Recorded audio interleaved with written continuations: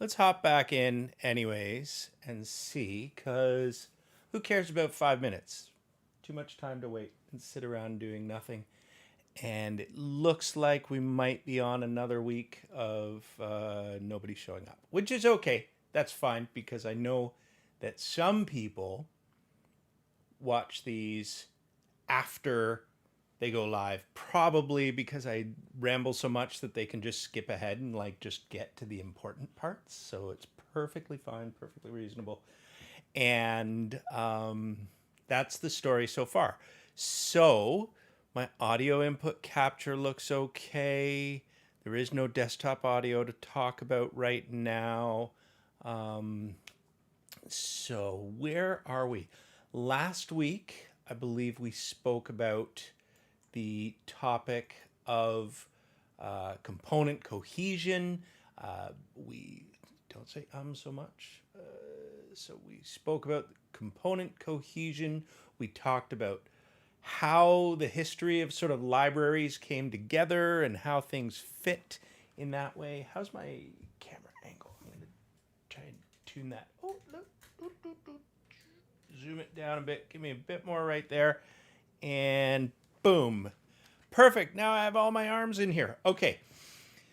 Super good content, right? That's why people edit their videos to be good on YouTube, and they do not do what I'm doing, which is just throw it up live and just hope for the best. So now we spoke about the reuse release equivalence principle, which means you release the thing that you reuse the thing that you release, and you make things sort of standalone modules.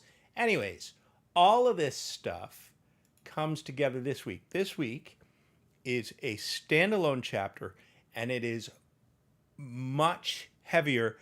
But what I found really exciting about this week was we started speaking about something called the acyclic dependency graph, or the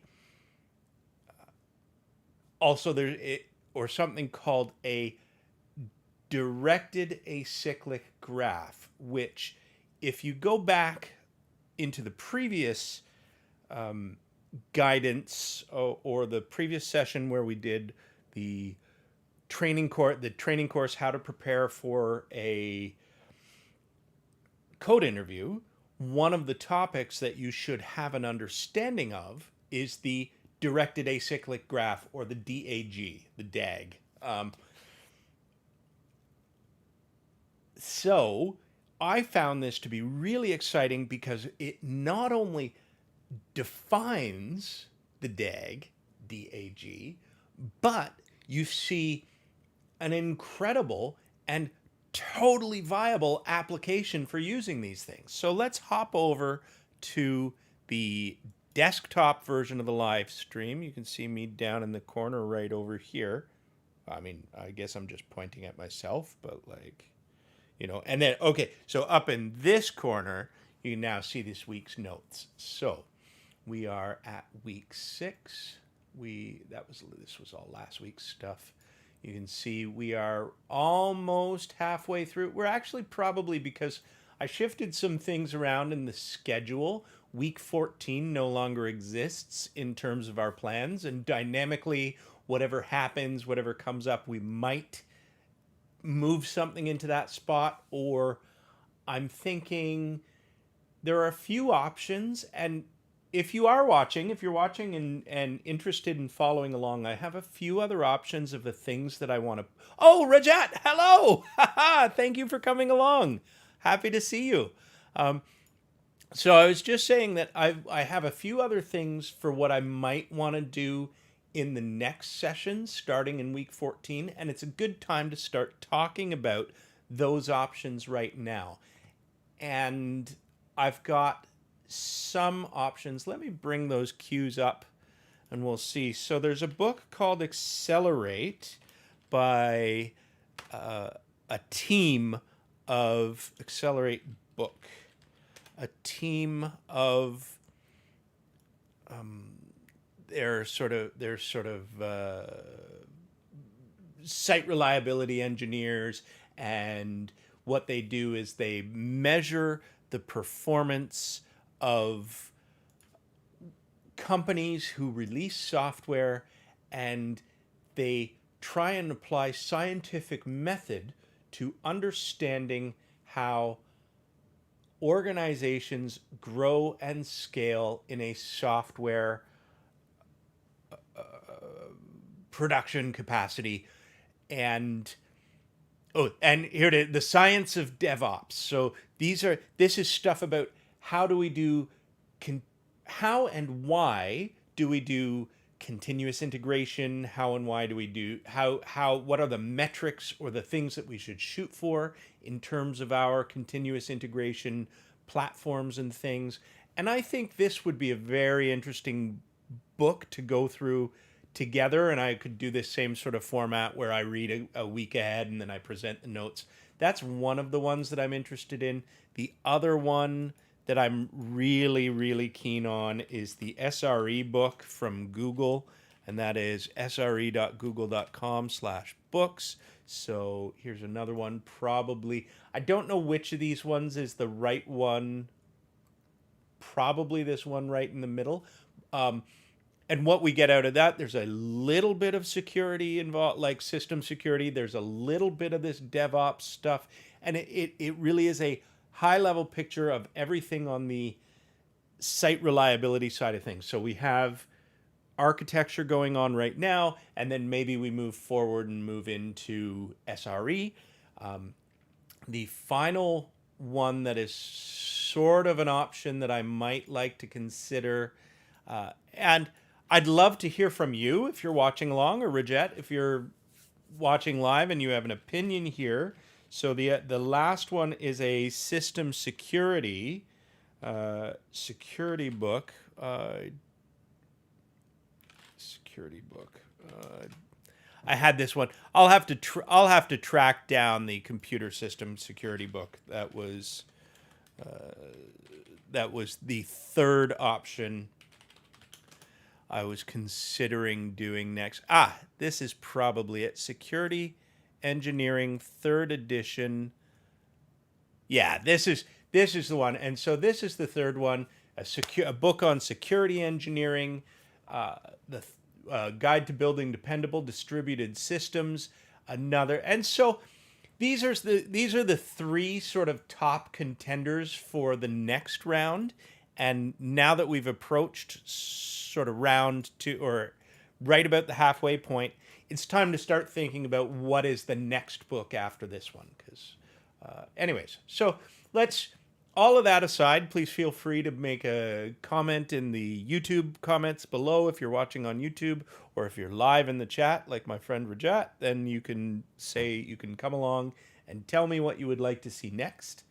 So, in this week, we're talking about component coupling.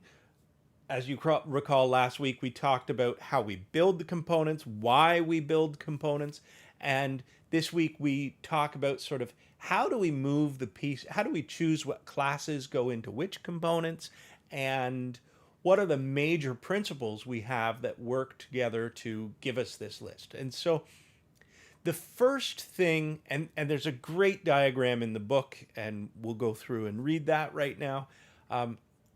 So the first principle to think about is allow no cycles in your component dependency graph. So what that means is, well, we're going to have to see a component dependency graph. We're going to see something. We'll talk about that in a second. So I guess I don't actually need to put up this. We can just talk like this for a little bit while I describe the system or the reason that we worry about this stuff. So the first part of one of the problems when we are working on large software engineering products is something that the author describes as morning after syndrome. So morning after syndrome is this situation where you're working away on your code and you finally get this thing working. Everything's perfect.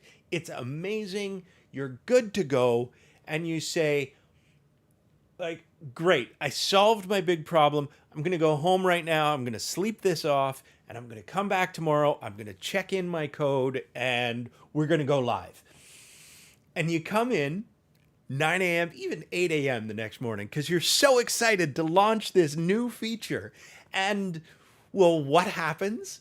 But there's a conflict. You can't push your code because the main branch is out of sync, so you've got to merge it. Oh no, and there's a few conflicts that have arisen, and so now you've got code conflicts because the main branch, while you were working on your sort of feature branch off to the side, has moved ahead without you, and so you cannot actually you can't get this code back in because they've changed one of your dependencies.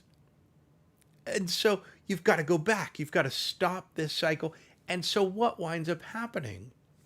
So that's one symptom of a bad dependency interrelationship within your program.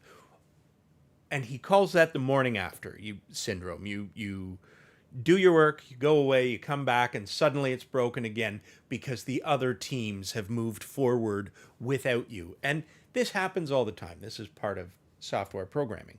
The other thing, and so the first thing he says that people decide to start doing in these instances is they say, well, that's fine. What we'll do is we will just have a weekly build, right? So we've gone from having daily builds or on-demand builds or things that re-release every single time that you finish something. You just launch it and go and everything's cool and everybody's happy. So you say, well, okay, well, let's move to a weekly build. So everybody has to keep everything working at all times. And maybe we launch on a Tuesday, right? Because you don't want to launch on a Friday and you don't want any of this stuff to go wrong.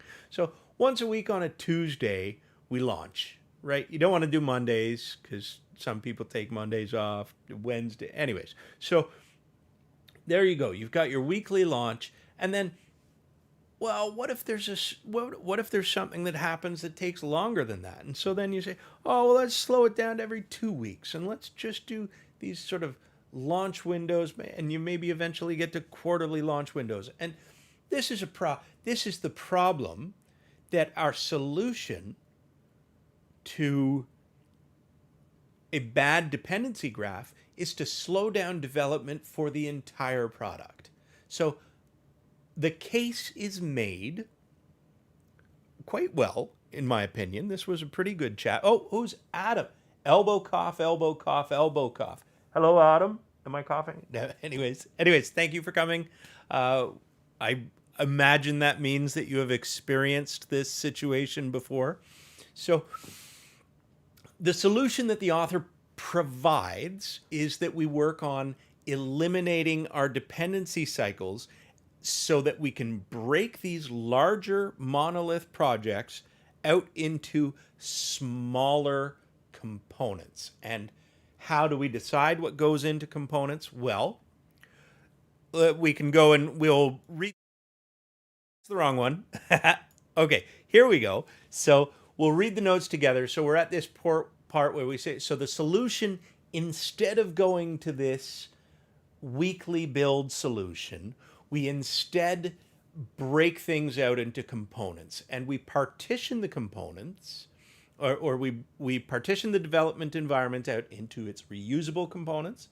We partition the components such that they can be appropriately versioned. Now, if you think about working with NPM, with NuGet, with jar files in Java, or you think about working with gem files in Ruby, all of these things, think of your components as the types of modules that you would pull in via NPM. And I don't know, most people nowadays have worked with Gulp or Grunt or Webpack, and you may, I mean, if you're like me, you worked with, what was it, Gulp? You worked with Gulp 3.0, and then they completely rewrote Gulp in 4.0 to change to a sort of asynchronous method where you could do things in parallel.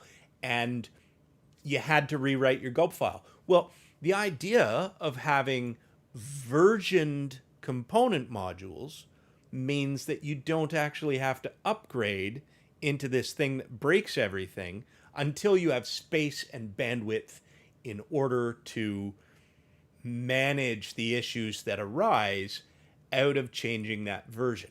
So the lesson that we get from that is that we should be doing that internally as well, right? We should break our monolith projects into independently deployable and developable components, and then we should version them such that other teams don't have to upgrade their version on our schedule, but they do it on their schedule. And so the changes in the partition components do not need to have an immediate effect on the other teams. You must. Now, this was an interesting point. So we say the dependency structure of an application will necessarily change over time. You get new features, and you have to watch and monitor and pay attention to this stuff over time. And so here's the first example of a directed acyclic graph. This is a flow chart of how our how our components within our system related to each other. And a directed acyclic graph means starting at any given component here. So if I start at entities, I can't actually, if I follow the arrow, I can never get back to myself. So interactors, I follow it, I get to entities, I can't go anywhere. Even if I start at main, you'll see nothing is pointing into main. I go to views, I go to interactors, entities. It's a terminal. Main, database, entities, main, auth, interactors. And so what we're saying here is if I want to develop, and so the graphs flow in reverse if we want to talk about build order, right? So if I want to work on my entities, and so for people who may not be aware of what entities are, those are the tables in your database. So those are the objects that you work with. You might have a user entity, and a user entity would have a name and a first name and a last name and a phone number and an email address, and maybe they would have an encrypted password or all sorts of things like that, right? It's the entity would be the data that you store as related to a single unit in your database, and within the scope of your application itself, the entity is the thing that you work with, whereas in the database it's just a unit of stored material.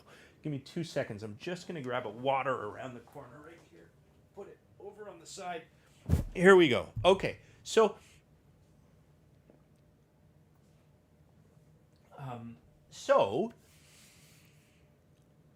you follow this graph in reverse when you want to build something. So if I want to build my entities and work with it and debug it, I can actually just compile entities and work on that. If I want to build my database, you can see that according to these arrows, I need my interactors, and I need my database, and I need my entities. So what else do I have to build? So in order to work with my database, I have to build only the things that the database depends on. The database needs the interactors, and the interactors they both need the entities. So my build order is entities, interactors, database, right? And so I can work with my database if I just build these few things. I can work with my interactors, for example, if I build entities and my interactors, well, then I can work just on those. Those are the only components that I need to work on to move forward. Now, what do I need to work on my controllers? Well, the controllers depends on interactors. So I need so to build and work with controllers, I just need to compile my entities, my interactors, my controllers. And I can work on any of these things in a pretty good case, for reasonable isolation. And the only time that so I can work on presenters, I just have to build these three things. Views, just have to build these three things. Because if you look at that center layer, this center layer here, those are separated or self-contained. They don't have to have knowledge of each other. They're not connected.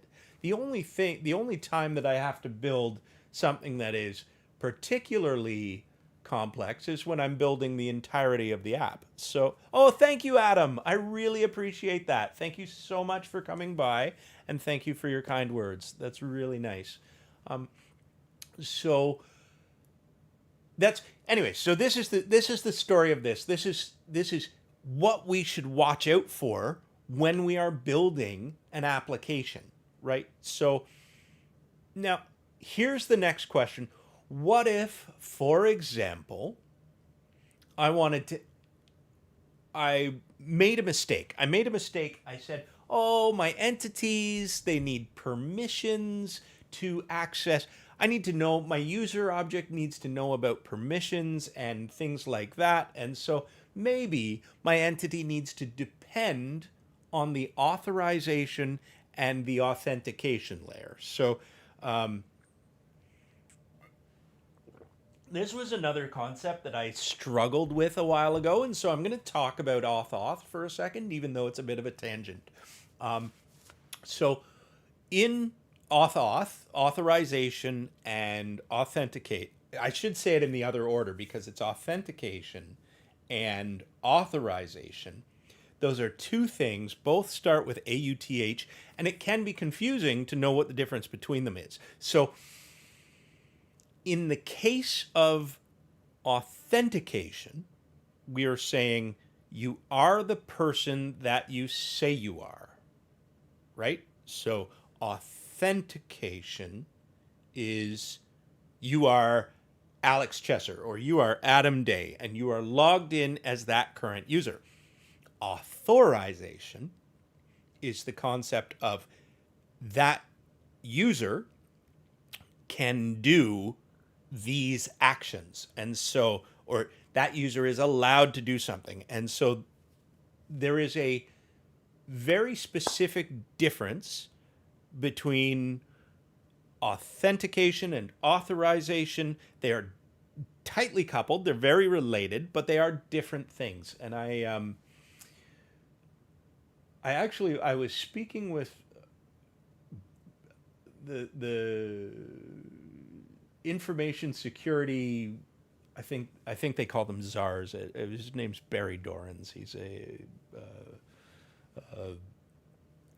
just like a security genius. He's the security genius behind Microsoft. And I was talking to him on some either Twitter thread or blog post or video, and I was mixing up, or on GitHub. I don't know where I was talking to him really, but it was on the internet, and I was continually embarrassing myself by mixing up authorization and authentication. I would say, "Oh, tell me about the authentication." Anyway, so it was super embarrassing for me, and so I had to learn what the difference was, and I thought it was important that I take a moment to tell you, even though you probably already knew that, but I don't know. It was a fun story because I'm talking to quite literally like one of the world's experts on authorization and authentication, and I'm using the wrong word for it. It was really embarrassing in hindsight, but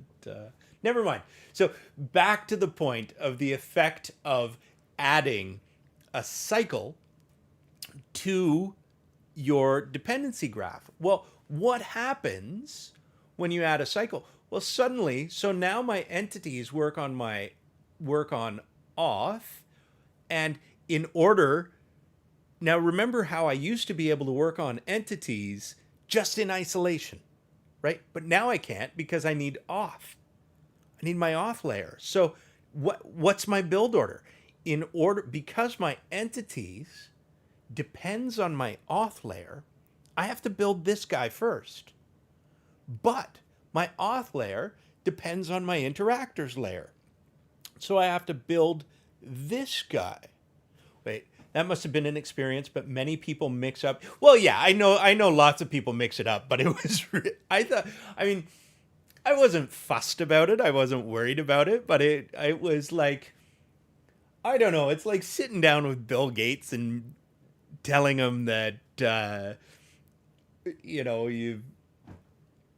you're really worried about the progress on your ability to work with OS X, and you think you should do something about it, right? Like, it's just, you just look a little stupid. Anyways, but it was fun. It was fun. It was fine. I'm sure he doesn't hate me or anything, or even know who I am. So, yeah. So back to this thing. It used to be that we could build entities without worrying about anything else, so we could work on it in isolation. But in this case, now that I depend on this for permissions, I now have to build this before I can build this. But also, this thing depends on interactors. So if I want to work on my entities, I have to build my interactors. But if I want to build my interactors, I have to work on my entities. And so now I have this cycle here, and there's no way to get this into the right order, because in order to build auth, you need your entities. And so you effectively have to move all of those into a single component so they compile together and they all upgrade at the same time. Or, and this is where this week's chapter gets really exciting, we can do some things to deal with that. So again, interfaces are the way for the interfaces are like the number one tool we have learned about in this book so far, and just the value and power of them. So this is the first option he provides in how do we do this. So instead of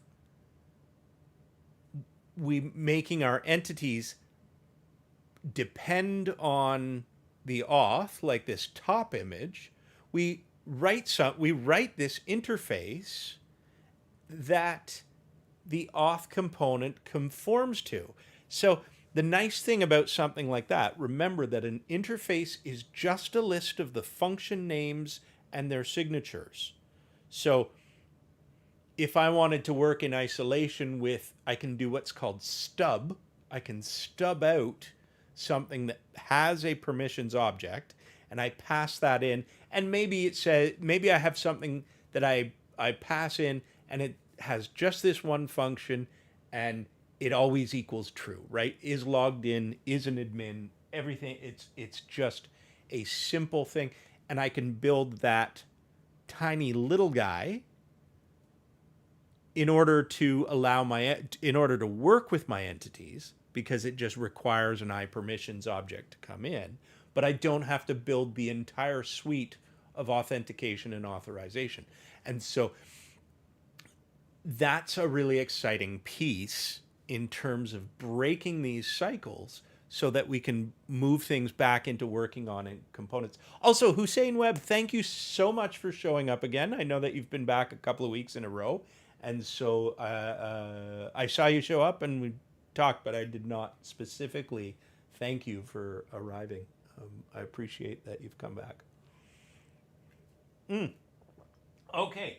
And here's another option that I actually don't like this one as much, but it's important to consider in the scope of everything else. You can actually make yourself a whole new object or a whole new component where permissions go. And you would, oh, that's good. I'm glad that you enjoy coming by and hanging out for a little bit of nerd talk.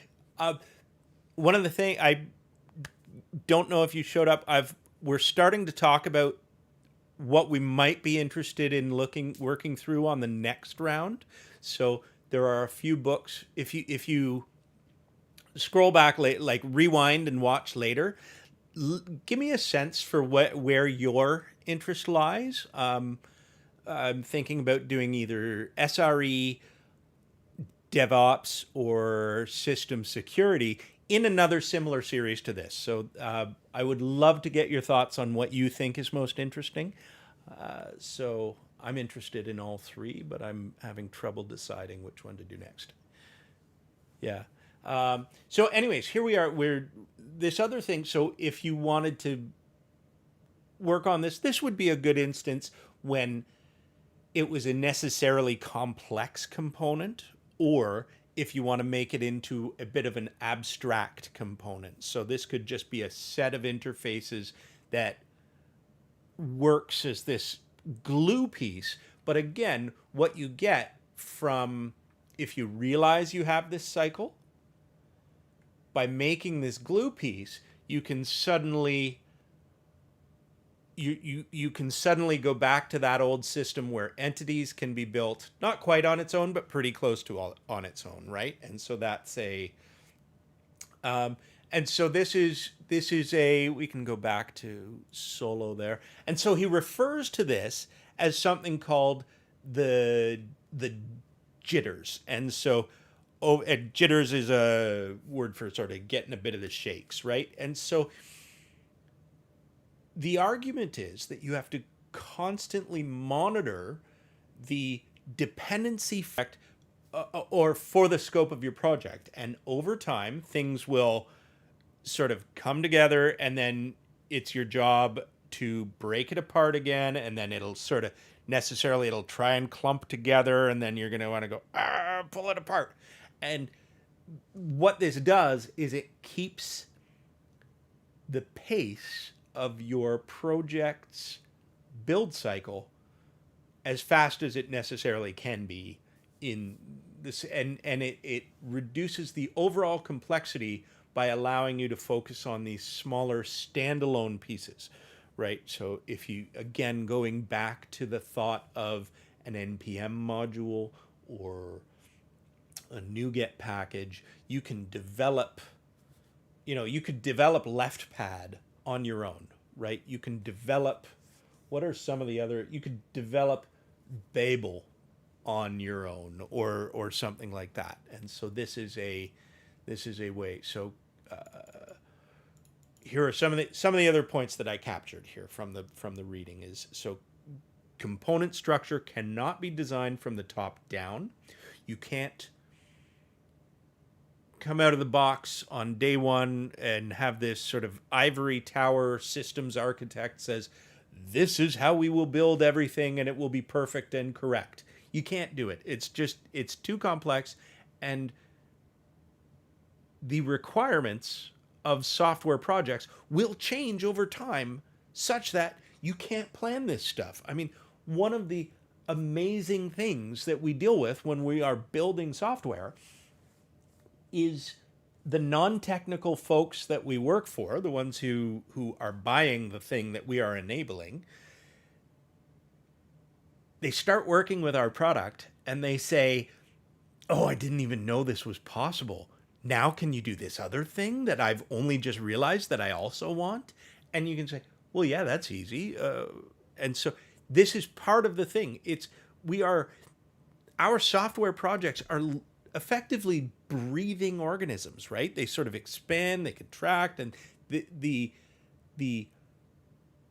insight into the world of possibility that we give when we show them this thing, it changes what people think about in terms of what they want. And so there's no way to plan this in advance. You cannot just know. You've got to build this sort of agile, right? This is why we have agile systems. So the component flow diagram. So let's bring it back to the desktop. So this is the other thing I'm saying. So component flow diagrams do nothing to describe the functionality of our system. So this is important. This is not about what the system does specifically. It doesn't matter what interactors do, what controllers do, what the views. I mean, we can guess, but the details aren't important about what it does. These diagrams are about how buildable and how maintainable our projects are. So they are an indication, they are a leading indicator of how easy it is to work with our system. And that is our job as architects and developers, to keep ourselves within a fast-paced development environment, and to reduce the complexity of our system by, as the author says, by breaking this stuff apart. So next up, for context, this chapter is a big one, it's a heavy one, and it has 3 principles, which I may as well name the principles now, but so the first principle we dealt with is the acyclic dependencies principle. Don't have cycles in your dependencies, otherwise you just have yourself a monorepo, right? So the second one is the stable dependencies principle. So, and I mean, we've got some images. I'll bring those up in a bit. We'll go back to solo here. So under the stable dependencies principle, and remember that the GitHub repo is online and publicly available. So if you do want to follow along with the notes, you are welcome to to open the GitHub repo and read along. I'm mostly just reading this stuff out to you, but anyways, so it's the notes are online if you are getting frustrated by being unable to read ahead. So the stable dependencies principle says depend in the direction of stability. And in order to do that, we have to come up with a definition of stability. So we have established that our projects, I was about to say websites, but our projects cannot be static because of the magic that appears when we get, Uber can't stay the same, because as soon as people say, oh, I can start ordering taxis, they say, wait, can I order food? And so these things just happen. They grow. You come up with these new ideas as you discover this technology. So our designs and our applications can't be static. It's impossible. So some parts of our projects have to be volatile. They have to be really easy to change, and they have to change a lot. They have to change frequently. So we should plan our systems for volatility or frequent changes by ensuring that our most frequently changing components are the least, they depend on the most things, but they are the least depended on. So let me go back to our images here. So there are a number of factors that affect how much our systems are, how complex our systems are, how hard they are to change. The size of a component, so that could be the number of lines of code or the number of classes within a project. First thing is the size, the complexity. So if you have wild, outlandish algorithms, that might make it more complex. It's harder to understand, so that makes it hard. The clarity of the code. Maybe you get somebody who has decided that they don't like tabs or spaces, and so they do everything in one line. I mean, I haven't seen it, but I mean, I guess I've seen it in university when we were all learning. So I mean, those are problems. If you don't space things out, it's hard to understand. Or you're trying to work with, have you ever worked with things that have been minified in JavaScript? That's a pain too. I've done it, but it sucks. And then the number of components. And the third one is the number of components that depend on it. So let's look back to the images we've got right here. So a component is responsible if many, oh, cool. That's actually not so bad. So a component is considered responsible to the things that depend on it. So if this guy has three things depending on it, it should necessarily change less frequently because of the what do you call, I guess that would be the upstream effects, the downstream effects. Anyways, the knock-on effects of making changes makes that a problem. Now, here's the next one, dependent. This one relies on a lot of other things. So the lower ones should probably be ones that we know will change less. And one of the important things that we can do for our, so the lower ones are actually the responsible classes. The lower ones are responsible to the dependent one. So I'm doing hand motions like this, right? So these are the lower ones. They point to the dependent one. The lower ones, if they publish contracts or interfaces, they can change more frequently without having an impact on the dependent ones. So this is, again, the value of interfaces. So the component in the may contain only such. Okay, well, that's, I did not write that note very well, or it made sense earlier. So now here's one of the things. The author goes into a long mathematical explanation of how to measure a component's stability. And it's not necessarily important to understand how to do the calculation in the scope of our discussion. It's just important to know that for any given class or component in your system, you can count the number of things that it is responsible for and the number of things that it is dependent on, and you get a measure of its stability. And the stability measure is a number from 1 to 0, or from 0 to 1, about just how hard it is to change that class. It's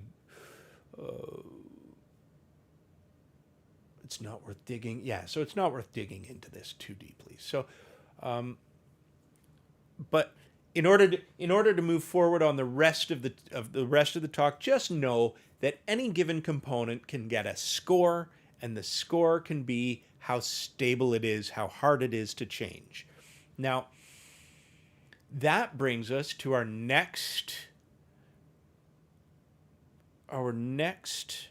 and final principle of the day. So we're making an okay pace. We'll probably be done within the hour. I mean, by 9 o'clock or 9:10. So the next one we have is the stable abstractions principle. And this is the one where he says, a component should be as abstract as it is stable. I can go back. So just when I'm reading a title, I like to have the title up on screen, because this is like, it's important for you to sort of burn the names into your memory, or sort of what these rules are. And anyways, I like to bring up the pictures. Anyways, so now we've established that there is a number that represents how stable a class is, or how hard it is to change. Well, there's also a number that represents how abstract a class is. Okay? And the abstractness of a class would have to do with sort of a count of the number of interfaces versus the amount of, I'll call it real code or concrete code within the class. And so some things, if you have a component that is just made up of interfaces, like remember earlier on, so I'll scroll up and we'll look at the one. So this permissions class might just be interfaces. And it's just sort of this communication piece that the two other guys are talking to. So you could have that. You could have a case where that's what's going on, right?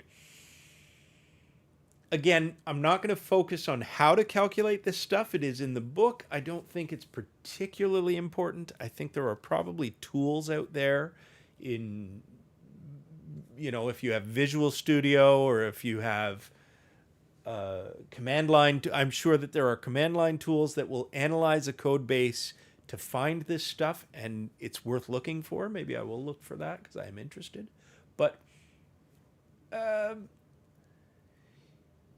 you can, with the understanding that you can come up with a number for how stable a class is, or how its dependency score, and you can come up with a number that is a measure for how abstract the class is.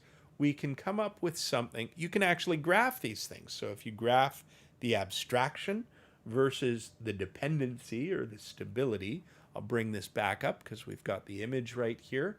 You can place any given class on a graph here, right? And so maybe you've got something that is exclusively abstract, and it would be all the way up on the abstract scale, and what is it? And maybe it has some dependencies, right? So it has, so the stability of the class all the way stable. So down towards this end would be a less stable class. So there are more things depending on it. So if you have something that is all the way abstract that everything wants to be a part of, then it would go up here in sort of all the way abstract and unstable. That doesn't make sense. Anyways, do I have this wrong? I might have to read the chapter again. The point being, I could be screwing this up right now and telling you the wrong thing. So here's the point. Here's the point of things. So you've got this. So he says every class that you can measure, so you can graph your things. And what you expect to have is most things fall somewhere along that diagonal line, somewhere along this thing that he refers to as the main sequence. Something that is useless. It has no concrete code, so it's all the way abstract, and nothing depends on it, so it's all the way stable, right? It'll never change. You never have to touch it. There's no concrete code. And nobody depends on it, so it's useless. Something that is a pain is almost exclusively concrete code, and something's wrong in this take on the graph, because this should be all the way unstable. So this would be all the way stable. This is all the way unstable. So all the way unstable. So it changes a lot, but it's very concrete, right? And so something down here is a super pain to work with. It sucks because you've always got to fix it, and it's really hard because everything is worried about it. Mostly what you expect to have is, it makes sense if you think about stability as a mathematical term here. So if not a lot of components depend on something, it's, So this was the part of the chapter that the math part of it isn't as important as understanding the concept of stability, concrete versus abstract, and how this stuff all goes together, right? And so what you expect for a well-designed or a well-run application is most things will cluster. Actually, they'll cluster around both of the ends, but they will cluster along this line. And so the final thing that the author Robert Martin starts to tell us is we can come up with a final statistic that measures the distance. So the closer you are to this line, the closer to zero your score would be in terms of how bad this class is. If you are, So I think this diagram is essentially saying that if you're trying to design your components to have a lot of dependence, then it better, yes, yeah, that's exactly right. That's exactly what we're trying to talk about, or what the author is trying to say, is you want to be way abstract when it has a lot of dependencies, and then you want to be really concrete when nothing depends on it. And if we go back a couple of weeks when we were talking about functional or programming paradigms and functional programming, what we're saying is we put our concrete code around the edges so that these things, this is where, so the variables change around the edges, and the things that are central, they stay static over time. And so, but this is the story of the final statistics that we get. So we've got the abstractness, we've got the stability, and then we have the distance, the mathematical distance from this line that he calls the main sequence. If something falls on this line, it fits well within a good, yeah. So entry points instead of edges, and they have to be concrete. If they are highly abstract, then they are useless. Right. So the distance that your component is or class is from this line is, so you take the absolute value of that and you get a score for the absolute value of the distance from that line. So this dot has the same value as this dot, roughly, right? And this dot has a much higher value. And what you can do is, through mathematical calculations, you can find the classes that you probably have to pay closer attention to. And obviously these ones, you look at these ones and you say, how can I fix the pain points in my system? The pain points in my system, maybe I make an abstract class that they depend on that is more stable, and all of a sudden this thing, so I add a new abstract class that this thing depends on, and suddenly then this thing shifts up towards the center. And I say, what do I do with these useless ones? Well, I delete them. And they're no longer in there. And what we can do over time is we can move things in towards that core sequence, that main sequence, and in theory, over time, we have a far more manageable, developable system over time. And this is a picture of the complexity of the system that we might be working with. So that's the week. We made it in before 9 o'clock. Good discussion. Thank you, Hussein Webb, for for helping me when I started to get a little nervous about my level of understanding of this one, because I kind of lost it there for a second. But this was a really good week, I think. And what's super exciting for me about next week is, I haven't done any notes yet, so that's not going to help. But we're finally getting to the section on actual architecture starting next week. And so I'm really excited, because everything up until now has I really enjoy it too. I really enjoy I enjoy the reading, I enjoy the making notes, and I enjoy talking about it. And all of that comes together to making this a really fun. And also, the reason behind the live stream, I could record these on my own and just post them, but I think the reason it's a bit social, right? We get a chance to talk to other people of our, you don't often get a lot of people you can talk about this with. Not everybody is really super into system architecture, so it's nice to find other programmers to chat about this with. So, but anyways, next week is so exciting, because after 6 weeks of just pouring the foundations and gathering our bricks and pieces, we're we're finally able to start talking about architecture. So this is the point. We've got all of the base knowledge, and it's time to start putting that together into what do all of these things mean, and how do we build the systems over time. So that's the week. Thank you so much for coming, and have a good night. Have a good week. We'll see you next time. And thank you, Adam, for showing up. Thank you, Rajat, for showing up. Thank you, Hussein Webb, for showing up. And we'll see you next week.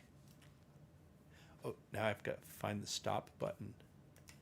There we go.